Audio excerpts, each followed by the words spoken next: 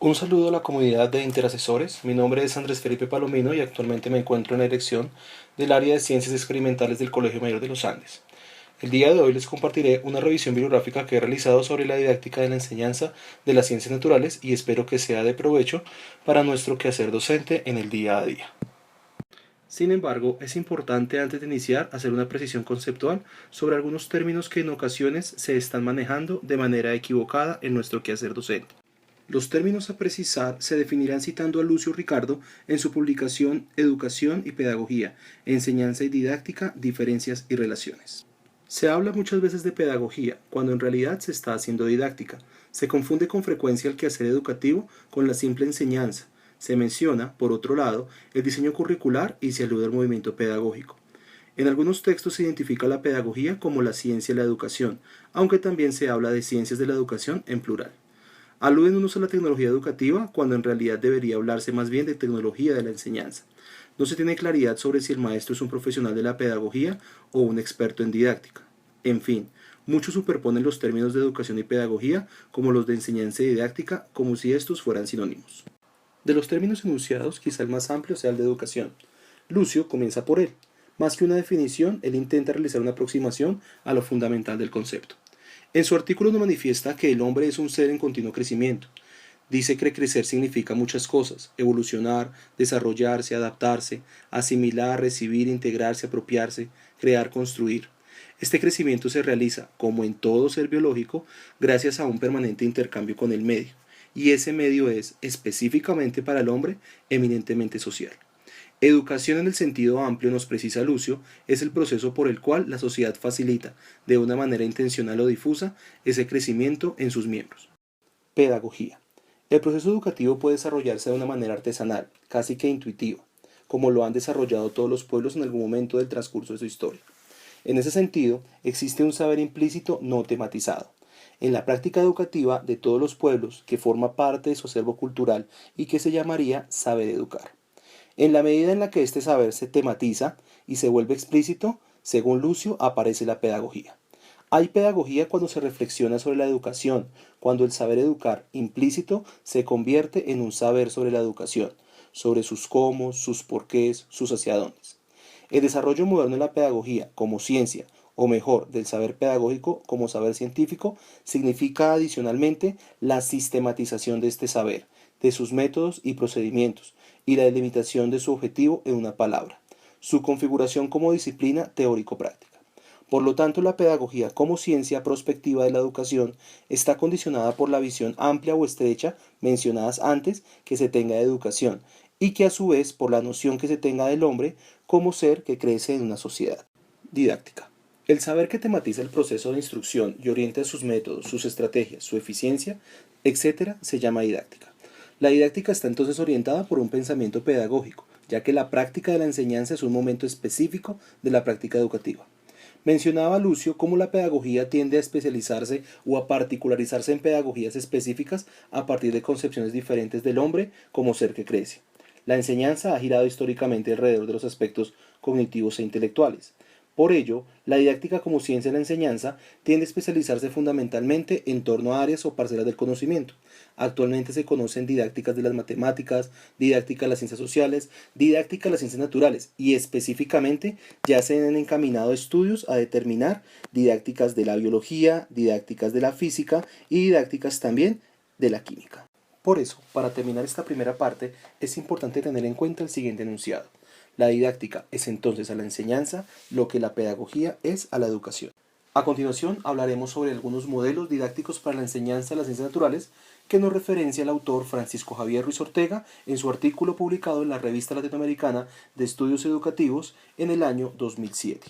Para abordar cada uno de los modelos lo veremos desde tres perspectivas: desde el concepto de ciencia, desde el papel del estudiante en el modelo y desde el papel del docente. Modelo de enseñanza por transmisión-recepción. En este modelo, a la ciencia se intenta perpetuarla, al concebirla como un cúmulo de conocimientos acabados, objetivos, absolutos y verdaderos, desconociendo por completo su desarrollo histórico y epistemológico, elementos necesarios para la orientación de la enseñanza y la comprensión de la misma. El estudiante es considerado como una página en blanco, en la que se pueden inscribir todos los contenidos. Se asume que el estudiante puede transportar el conocimiento, elaborado de la mente de una persona a otra persona. El docente solamente se convierte en el portavoz de la ciencia y su función se reduce, como lo manifiesta Pozo en 1999, a exponer desde la explicación rigurosa, clara y precisa los resultados de la actividad científica, en donde la intención y perspectiva del aprendizaje es que los educandos apliquen el conocimiento en la resolución de problemas cerrados y cuantitativos. Modelo por descubrimiento. En este modelo, la ciencia se sigue asumiendo como un agregado de conocimientos, al igual que el modelo anterior, pero aquí ya está más cercano al estudiante, pues en la realidad que observa en su ambiente cotidiano, él encuentra todo el conocimiento. El estudiante ya es considerado como un sujeto que adquiere el conocimiento en contacto con la realidad, en donde la acción mediadora se reduce a permitir que los alumnos vivan y actúen como pequeños científicos. Ya el docente cambia un poco su papel y se convierte en un coordinador del trabajo en el aula, fundamentando su clase en el empirismo o en el inductivismo ingenuo. Modelo de cambio conceptual.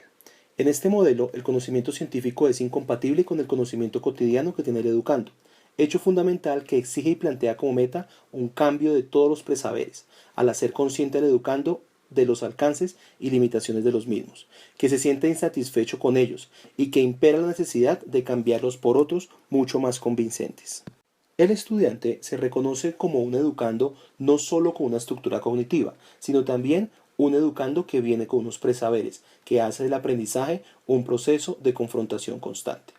Ya en este modelo, el docente se presenta como un sujeto que está en constante planeación de situaciones o de conflictos cognitivos que confronten a sus estudiantes. Modelo de recepción significativa. En este modelo, la ciencia sigue siendo un acumulado de conocimiento, pero aquí surge un nuevo elemento, y es el reconocimiento de la lógica interna. Una lógica que debe ser valorada desde lo que sus ponentes llaman el potencial significativo del material. Al estudiante ahora se le considera un poseedor de una estructura cognitiva que soporta el proceso de aprendizaje, pues en él se valora, de un lado, las ideas previas o preconceptos y de otro, el acercamiento progresivo a los conocimientos propios de cada una de las disciplinas que está estudiando. Ya el docente en este modelo es fundamentalmente una guía en el proceso de enseñanza-aprendizaje, para lo cual debe utilizar como herramienta metodológica la explicación y la aplicación de los denominados organizadores previos. Finalmente, el último modelo del que les hablaré es el modelo por investigación. En este modelo se reconoce una estructura interna en donde se identifica claramente los problemas de orden científico y se pretende que estos sean un soporte fundamental para la secuenciación de los contenidos a ser enseñados en los educandos.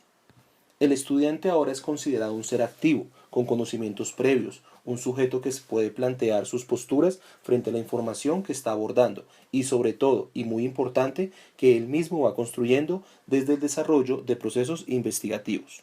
Específicamente en el papel de docente, este debe plantear problemas representativos, con sentido y significado para el educando, reconocer que la ciencia escolar que transita el aula está relacionada con los presaberes que el educando lleva allí para que allí mismo sea responsable de su propio conocimiento. Para finalizar, esto solamente es un abrebocas, puesto que pueden ser muchas otras las visiones que como docentes manifestamos en los procesos de enseñanza de la ciencia. Lo más importante es reconocer que el docente, nuestra función, refleja en su acción su pensamiento y que nosotros determinamos, condicionamos o potenciamos el ejercicio educativo. Por tanto, toda propuesta didáctica debe en primera instancia reconocer la epistemología docente como punto de partida y mediador de las innovaciones didácticas. Espero haber podido dar luces o ahondar en algo que nos concierne a los docentes a diario. Si desean profundizar más al respecto, déjenmelo saber en los comentarios y con gusto compartiremos opiniones. O si lo prefieren, pueden escribirme al correo a palomino@colegiomayordelosandes.edu.co.